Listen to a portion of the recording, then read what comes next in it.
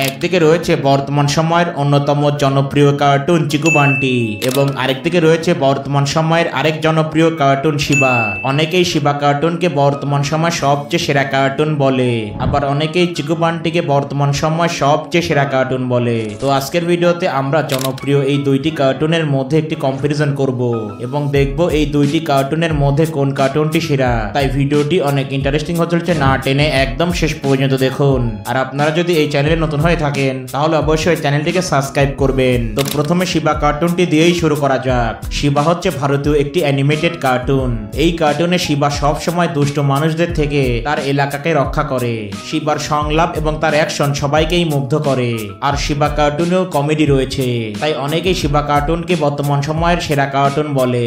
অন্যদিকে চিকু বান্টির জনপ্রিয়তাও কম নয়। চিকু বান্টি কার্টুনটি 2021 সালে প্রথম সম্প্রচার করা হয়। এই কার্টুনটিও ভারতীয় একটি অ্যানিমেটেড কার্টুন। এই কার্টুনে সবসময় দুই ভাইয়ের দুষ্টমি দেখানো হয়, আর এই দুই ভাইয়ের দুষ্টমি সবাই অনেক পছন্দ করে। আর চিকু বান্টি কার্টুনটি যেহেতু বাংলা এবং হিন্দিতে হয়, তাই এই কার্টুনটির জনপ্রিয়তা বাংলাদেশ এবং ইন্ডিয়া দুই জায়গায় রয়েছে।